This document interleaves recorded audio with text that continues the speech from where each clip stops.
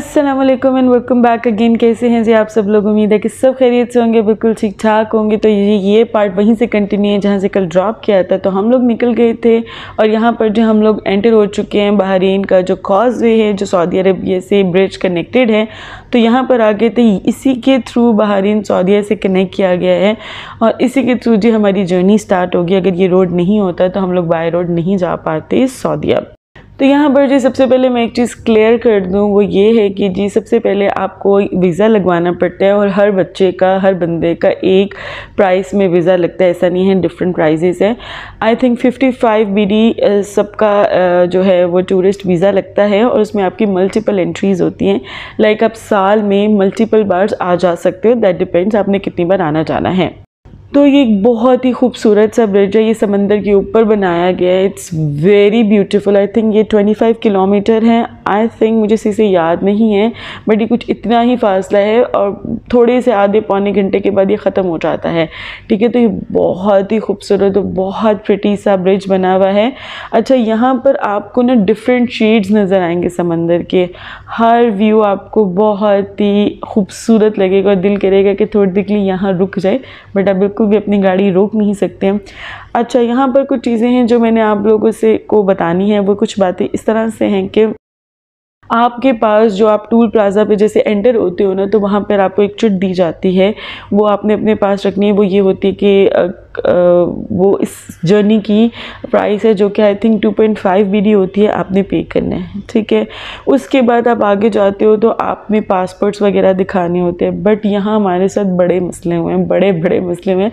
आगे सारा आपको मैं दिखाऊंगी हमारे साथ कितना कुछ हुआ है, क्योंकि यहाँ पर आप जिससे भी रास्ता पूछते हो वो आपको कोई वक्री डायरेक्शन में भेज देता है। और कुछ स्टेप्स हमारे पहले रह गए थे, जैसे बायोमेट्रिक आइडेंटिफिकेशन होती हैं, आपने पहले वो करानी होती है। हम लोग को बताया नहीं और वो गुजर गया था। और फिर यहाँ पे कोई यू टर्न वगैरह नहीं है।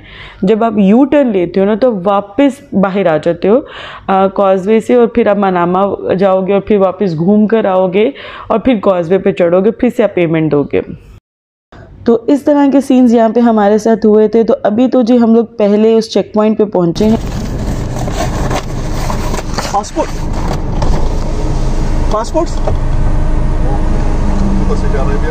Yes.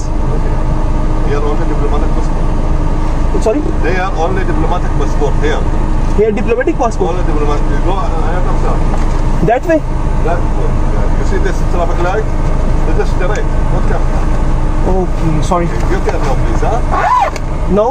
Now you turn. Okay. Traffic light. Number 1 is straight. Number 2 is. Number 2. Okay. Thank you. सबसे पहले हम इस गलत चेक पॉइंट पे आए। यहाँ पे डिप्लोमेटिक पासपोर्ट्स की एंट्री थी, हम लोग गलत इधर आए, फिर हम लोग दूसरी जगह गए। अच्छा, जब सबसे पहले आप टूल प्लाज़ा की पेमेंट देते हैं ना लाइक आप इस रोड को यूज़ करने की जो पेमेंट देते हैं, इसके साथ एक और आगे चेक पॉइंट आता है जो आप पर्ची वहाँ रिसिप्ट लेते हो। मुझे वो नाम नहीं आ रहा। वो जो आप लेते हो ना वो बहुत इंपॉर्टेंट होती है। वो आपसे बार बार देखी जाएगी जब तक आप कॉजवे से इस रोड से उतरते नहीं हो। ठीक है, वो आपसे आखिर में ले लेंगे। जब आप ये ब्रिज क्रॉस कर लोगे ना तो वो ले लेंगे। वो आपने लाजमी संभाल के रखनी होती है, उसके बगैर आपको ये वापस भेज देंगे।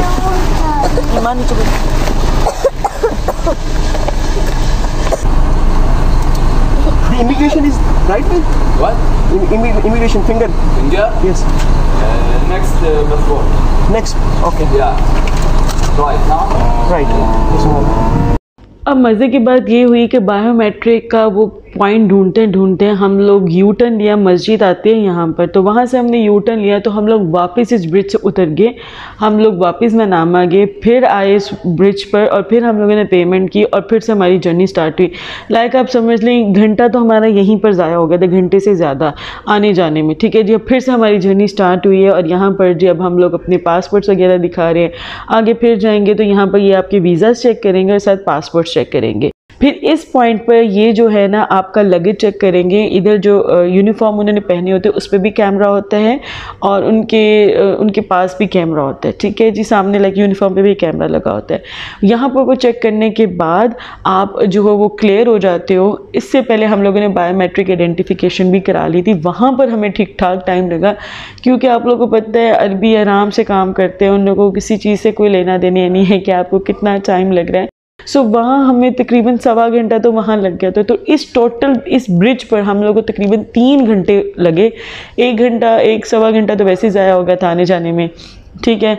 और फिर बायोमेट्रिक आइडेंटिफिकेशन में काफ़ी टाइम लगा, जो फिंगरप्रिंट्स लेने होते उस पर बड़ा टाइम लग गया था। खैर जी 3 घंटे हम लोगों को लगे। ये चीज़ें मैं इसलिए बता रही हूँ ताकि आप लोग गलती ना करो। बायोमेट्रिक आइडेंटिफिकेशन शुरू में ही आ जाती है, तो आप पहले अपनी उंगलियों के जो होते हैं ना प्रिंट्स दे लें, फिर आगे मूव करें।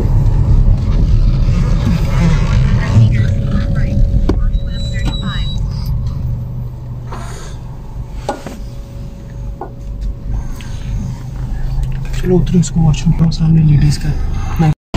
तो जी हम लोग यहाँ रेस्ट रूम आए हैं। ये जी रेस्ट रूम है, कुछ किलोमीटर्स के फासले पर यहाँ पर रेस्ट रूम आपको मिल जाता है। लाइक ये वाला रेस्ट रूम जो था ना 73 किलोमीटर के फासले पे था। और यहाँ पे आई थिंक सारी उम्र के पैसेंजर्स ही हैं जहाँ तक मुझे लग रहा है ना, बहरीन से आए हुए, आई थिंक सो, ठीक है जी। तो वो भी यहाँ पे बच्चों को मुँह हाथ धुला रहे हैं सारा कुछ। तो अब बिहा ने बहुत तंग किया हुआ है, इसे मैंने फ्रंट सीट पे थोड़ी देर के लिए बिठा लिया था। यहाँ पे अलाउ नहीं है, इसको पीछे से लिया और आगे बिठा दिया था। हाँ है ना बब्बू, है ना बब्बू। बहुत ही अच्छी फीलिंग है कि आप अल्लाह ताला के घर जा रहे हो। लिटरली यार बहुत बहुत अमेजिंग फीलिंग है। इस फीलिंग का ना कोई कंपैरिजन हो ही नहीं सकता। इस टाइम बज रहे हैं कोई 10:30 बज रहे हैं, लेकिन नहीं 10:30 भी नहीं, 10:37 हो चुके हैं। और हम लोग पहुंचेंगे तकरीबन 7 बजे पहुंचेंगे अगर हम कहीं रुकते नहीं हैं। बट अब रुक रहे हैं तो 8, 9, 9, 10 बज जाएंगे। हमें डिपेंड करता है कि हर जगह रुक कर हम कितना टाइम लगाते हैं, क्योंकि अभी भी मेरा प्लान है कि मैं यहाँ से चाय लूँ फिर आगे चलेंगे। जहाँ पे भी रुकते हैं हमें पौना घंटा तो कहीं नहीं जाता। तो अभी तक हम लोग 2 बार रुक चुके हैं, लंबा वाला और मैकडॉनल्ड वाले रेस्टोरेंट में रुके थे थोड़ी देर के लिए। अब ज़िशान आप गाड़ी ऑन करके जा रहे हैं? हाँ गाड़ी स्टार्ट है। चलें ठीक है, ठीक है। चाय ले लेते हैं, चाय चलें ठीक है।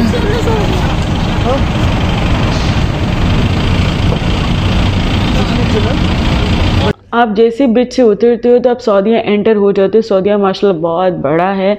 तो आई थिंक सबसे पहले दमाम शो हो रहा होता है। दमाम का लाइक एंटर तो नहीं होते सिटी में, वो दमाम का बोर्ड आने लग जाता है। फिर थोड़े से आगे जाते हो तो रियाद और ये सारे कुछ शो होने लग जाते हैं एरोस के साथ। आप इधर मुड़ोगे तो ये वाला आ जाएगा शहर, इधर मुड़ोगे तो ये वाला शहर आ जाएगा। खैर हम लोग ये वाले पता नहीं कौन से वाले पर्टिकुलरली शहर में एंटर हुए थे सऊदीया के, मुझे नाम बिल्कुल नहीं याद आ रहा। तो यहाँ पर आपको क्योंकि बिल्डिंग से, शॉपिंग मॉल से, हर चीज़ जो आपको अवेलेबल यहाँ पर रोड पे नज़र आ रही है, तो इससे से पता चल गया था हम एक प्रॉपर सिटी के अंदर एंटर हुए हैं। और फिर अब हम लोगों ने इधर से भी निकलना था और आगे मूव करना था। यहाँ का सफ़र ऑल दो बहुत स्मूथ है, बट स्टिल आपको बहुत ध्यान रखना पड़ता है। जहाँ भी आपको पेट्रोल पंप शो होता है आपने लाजमी पेट्रोल भराना है, चाहे आपकी टंकी अभी पौनी पड़ी है, आपने हाफ़ टंकी नहीं होने देनी है। क्योंकि बाज़ औक़ात जो आपको पेट्रोल पंप है ना काफ़ी डिस्टेंस पे मिलते हैं, बहुत बहुत दूर मिलते हैं, स्पेशली मदीना में। सो आपने इस चीज़ का रिस्क नहीं लेना है। हम लोगों ने बिल्कुल रिस्क नहीं लेगा। जहाँ जहाँ हम लोग को पेट्रोल पंप नज़र आए हैं हम लोगों ने पेट्रोल भरवाए हैं। इसके अलावा यहाँ पर हमने 2 मैप्स चलाए हुए थे। एक जो गूगल मैप होता है वो, ये बहुत इंपॉर्टेंट पॉइंट है। और एक मैप हम लोगों ने डाउनलोड किया था SYGIC साइजिक करके मैप था, वो बहुत अच्छा था। वो 7 दिन के लिए फ्री उसकी थी यूजेज। उसमें वो आपको बताता है कि कितने कितने किलोमीटर के फासले पर पेट्रोल पंप है और मॉस्क वगैरह है, वो आपको शो करता है। तो वो आपके लिए बहुत ज़्यादा आसानी हो जाती है। हम लोग को पता चल जाता था कि कितने कितने फासले पर फलानी फलानी चीज़ है। और अब ये बहुत ही खूबसूरत मनाजिर जो आप देख रहे हैं ना, क्योंकि मैं बीच में सो गई थी और यहाँ पर फजर की अजान हो गई थी, तो हम लोग मदीना एंटर हो गए थे। अब जैसे मदीना एंटर होते हैं ना, पहले आपको रेगिस्तान नज़र आता है, फिर पहाड़ी, आपको पहाड़ नज़र आना शुरू हो जाते हैं। इतने खूबसूरत खूबसूरत, बहुत बड़े बड़े, बहुत प्यारे प्यारे। एक फीलिंग ही डिफरेंट है। जब मैं मदीना, ज़िशान ने मुझे कहना हम मदीना एंटर हो चुके हैं, आप लिटरली मैं वो फीलिंग ही नहीं बता सकती वो किस कदर खूबसूरत फीलिंग है। ऑल दो ये बाय रोड जर्नी जो है वो टायरिंग है, बट ये जब आप हर चीज़ को फील करते हुए जाते हो ना, ये फीलिंग बहुत डिफरेंट है। इसका कोई, वो कहते हैं ना, कोई रद्द-बदल नहीं है, इररिप्लेसेबल है ये फीलिंग्स। ये देखिए पहाड़ आप देख रहे हैं बड़े बड़े, और फिर आप सोचते हो कि यार इधर से भी गुजरे होगा कोई ना कोई, इधर से भी कोई गुजरा होगा, तो वो जो फीलिंग है, वो जो थॉट है, वो माशाल्लाह बड़ी ही ब्यूटीफुल है। और फिर इतना मज़ा आता है कि आप हर पॉइंट पर रुक कर वज़ू कर रहे हो, नमाज़ पढ़ रहे हो, तो वो भी एक अलग फीलिंग है। फिर हर चीज़ देखिए, आप जहाँ जहाँ गुजरेंगे, जहाँ जहाँ सजदा होगा, वो चीज़ गवाही देगी क़यामत के दिन, ठीक है। इसीलिए मैं जब छोटी थी ना, तब से मुझे आदत है, मेरी अम्मी क्या करती थी कि हम जब भी सफ़र करते थे ना, हम कुछ ना कुछ पढ़ते रहते थे। अम्मी कहती थी जहाँ से गुजरोगे ना, वो चीज़ क़यामत के दिन आपकी गवाही देगी। तो खैर जी, यहाँ पर हम लोग मदीना सिटी के अंदर अब एंटर हो चुके हैं। अच्छा, मदीना सिटी के अंदर आजकल काम चल रहा है, तो मैप जो है वो आपको बहुत घुमाता है, इतना कोई ख़वार करेगा ना, यहाँ पे हम बहुत ख़वार हुए थे। चीज़ें वॉकिंग डिस्टेंस पर थी, बट क्योंकि हर रोड आगे से इन्होंने ब्लॉक की हुई थी, आप लिटरली इमेजिन करें, हम अपने होटल पहुँचते पहुँचते हमें तकरीबन 1.5 आवर लगा, जो कि बहुत ही, एंटर होते मदीना आपको मिल जाता है, ठीक है।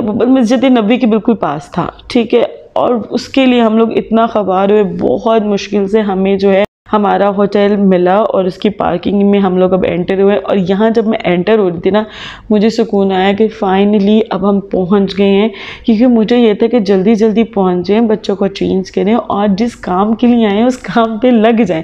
तो यहाँ आई थिंक हम लोग जब इस बेसमेंट में एंटर हुए ना, तो 9 बज रहे थे, आई थिंक 9 या 10 बज रहे थे, क्या 8:30 हो रहे थे, लाइक कुछ इसी तरह से टाइम था। और ये जो हमारा होटल था, सजल अल मदीना के नाम से था।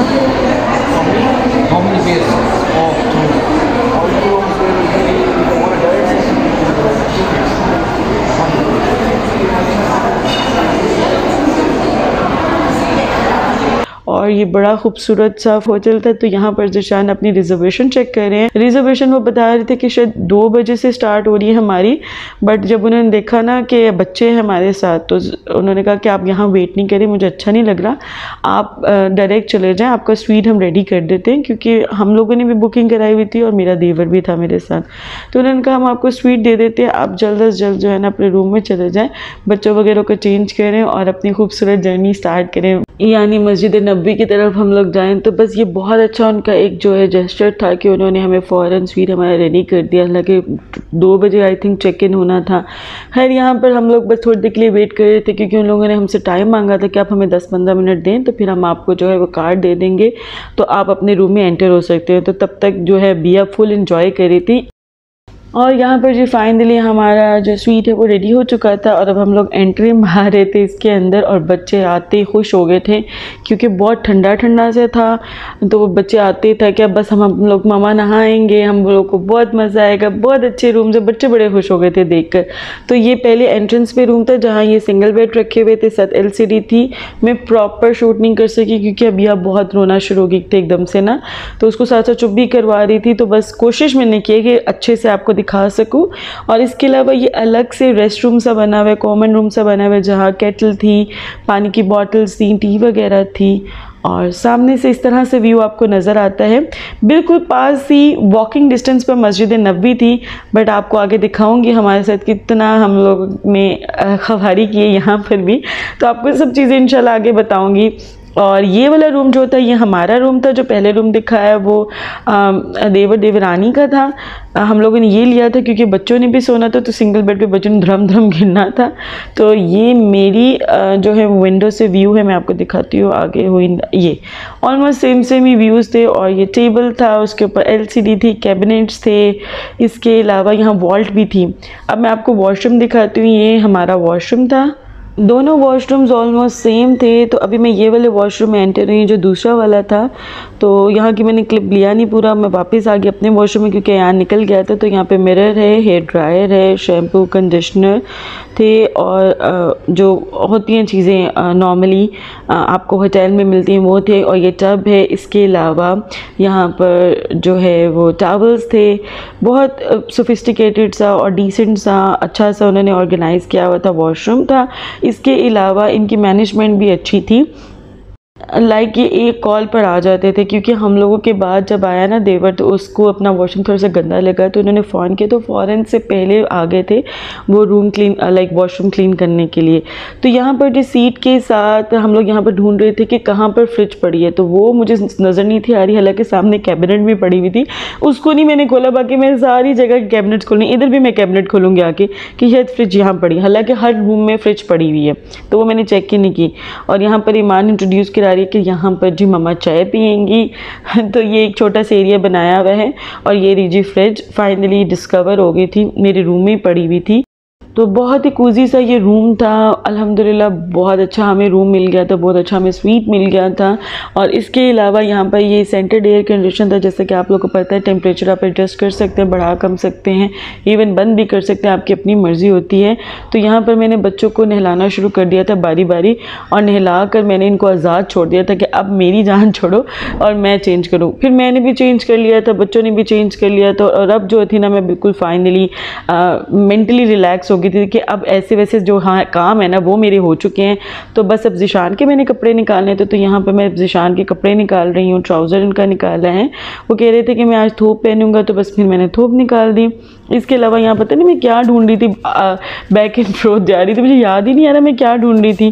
तो यहाँ से भी मैं कुछ लेने आई हूँ खोल कर, तो वो मैंने ले लिया वापस। अच्छा पहले मैंने ट्राउज़र गलत निकाला था, वो शलवार कमीज़ का निकाल दिया था, थोप का ट्राउज़र नहीं था निकाला। और यहाँ पर जब यह रोते हुए बेशुमार बेइंतहा, ये देखें बहुत इसने मुझे तंग किया है, टिड्डी ने बहुत तंग किया, तो इसको फिर मैंने अयान के पास छोड़ा। तो यहाँ पर जो देवर देवरानी भी आ गए थे, उन लोगों की फ़्लाइट थी दुबई से मदीना की, तो वो लोग आ चुके थे, वो लोग फ्रेश अप हो रहे थे, बस हम लोगों ने खाना खाना था और निकल जाना था।